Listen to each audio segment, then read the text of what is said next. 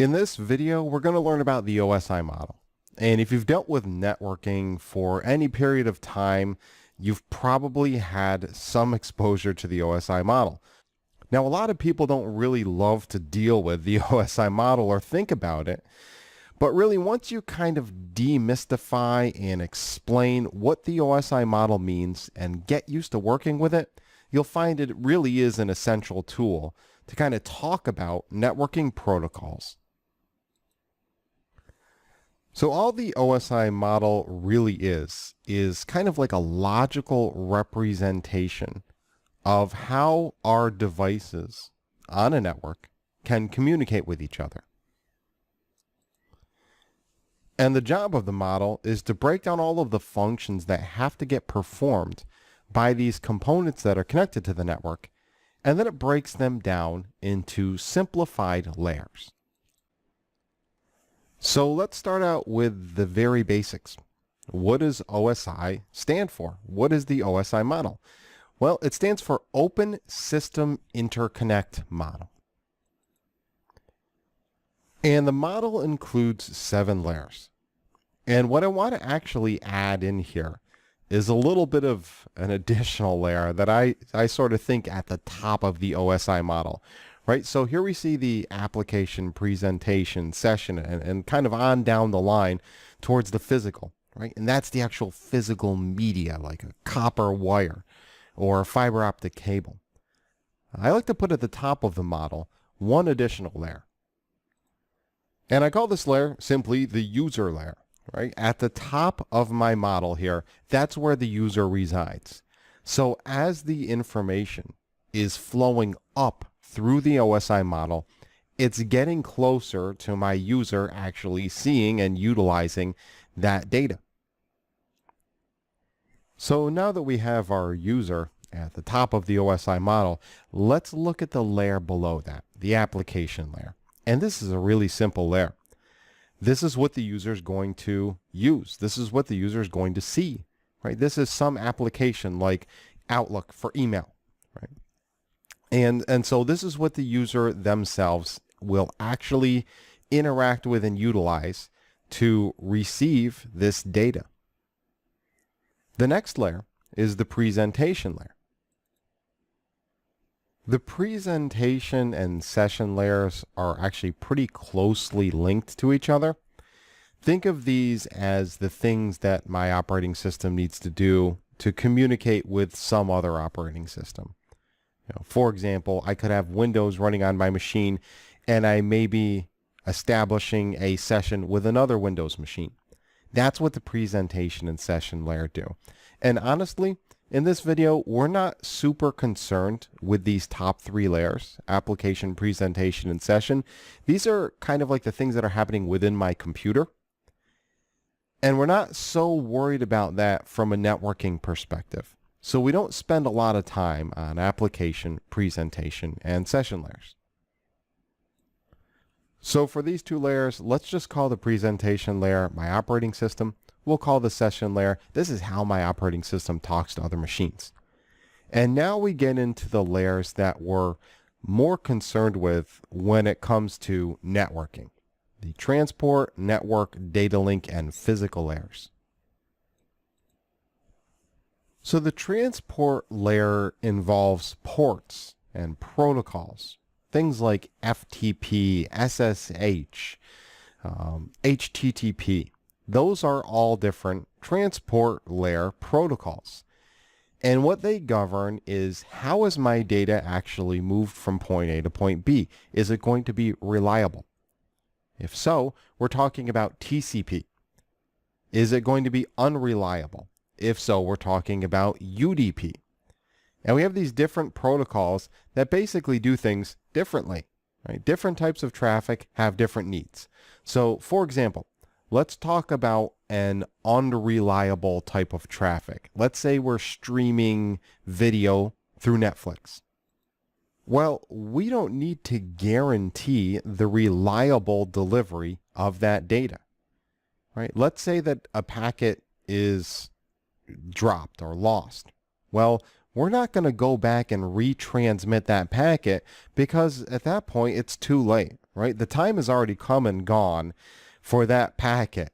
And so at this point, we don't need reliable delivery of data. So we're going to go with an unreliable layer 4 protocol.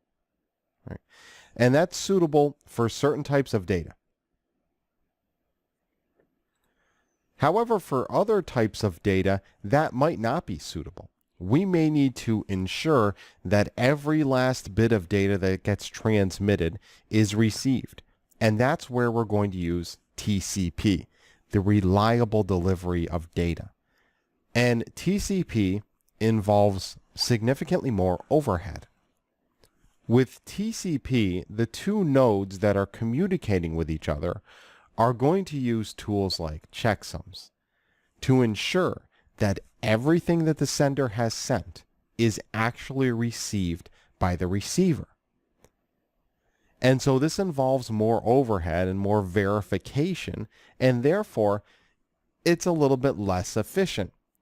But there's certain protocols that we want to guarantee that level of delivery. And we'll see this expressed in all sorts of different ports, like SSH, port 22, FTP, port 23. There's a wide variety of well-defined port numbers, and you can also utilize custom port numbers for your own applications.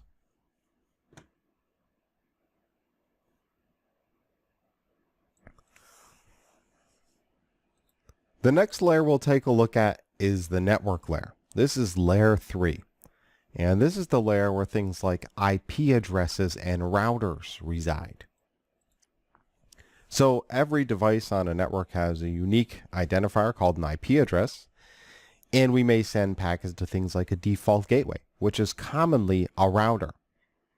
And as we work our way through this course, you'll learn a lot more about IP routing, layer 3 traffic, and the actual functions that a router performs. But that's what we're talking about when we talk about layer 3, is IP addresses and routers.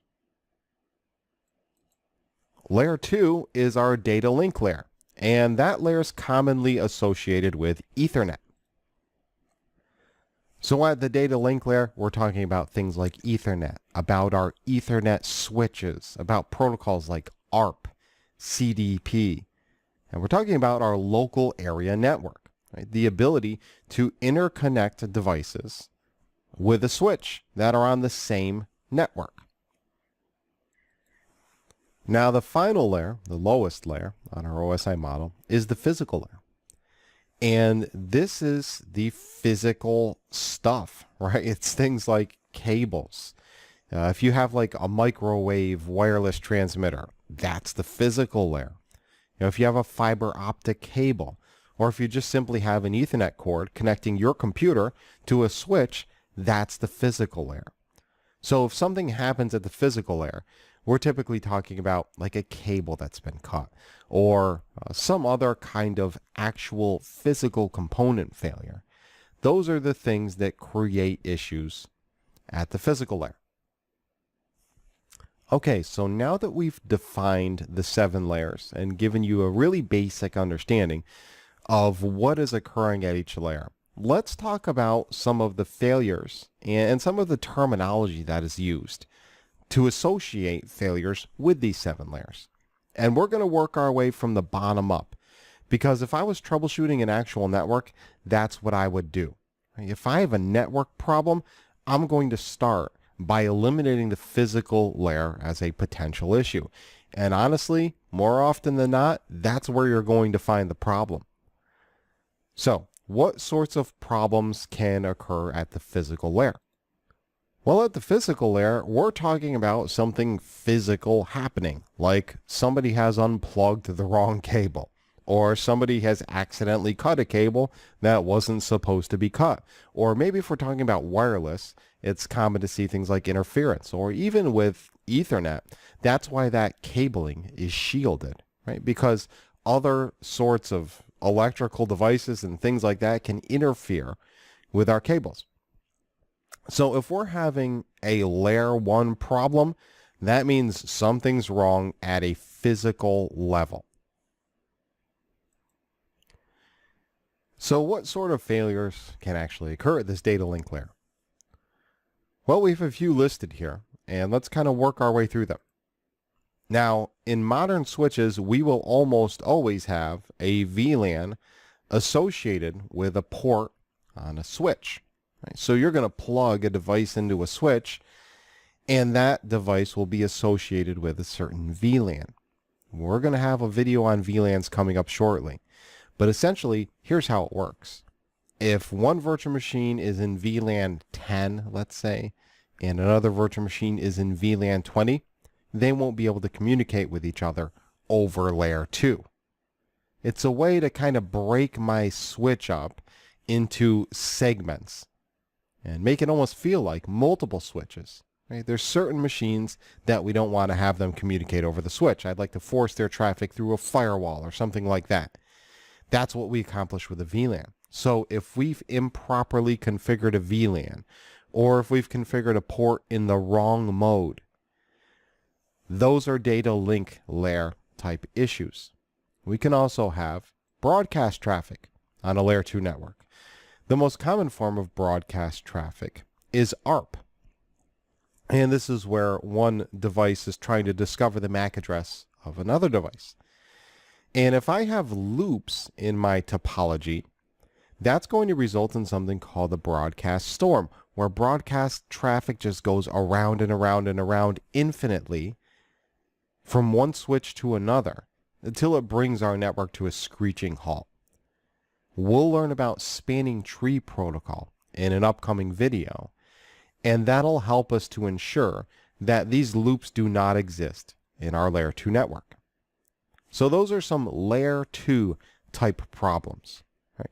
And just a quick reminder, the address at layer 2 is the MAC address. Now this MAC address, or media access control address, is hard-coded into our network interface cards. So whether we're talking about a virtual machine or a physical machine, there is a unique MAC address hard-coded into that device. Now, how about the network layer? What sorts of problems can occur there?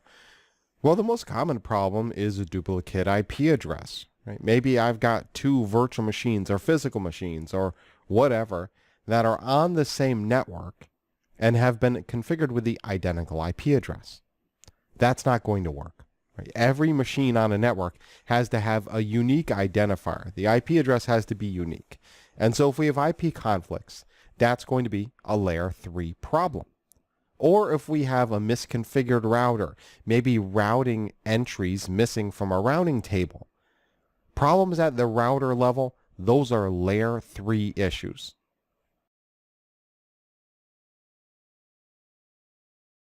The next layer we'll talk about is the transport layer. And honestly, you're probably not going to run into a whole lot of issues here, right? At the transport layer, we don't often see a whole lot of misconfiguration or problems that occur. As a matter of fact, I'm struggling to come up with a great example of a layer 4 problem that I've ever had to fix. You basically, as a networking person, you're not going to have to mess around a whole lot with layer 4. And this kind of is the same for layers 5, 6, and 7. Right? If you're a programmer, if you're an application designer, if you're in one of those roles, then yeah, layers 4 through 7 are really important to you. But from our perspective as networking people, we're very highly focused on layers 1 through 3. Those are the layers that are really critical from a networking perspective, and they're very important to understand NSX and network virtualization as well. So that's the area that we'll focus from here on out moving forward in this class.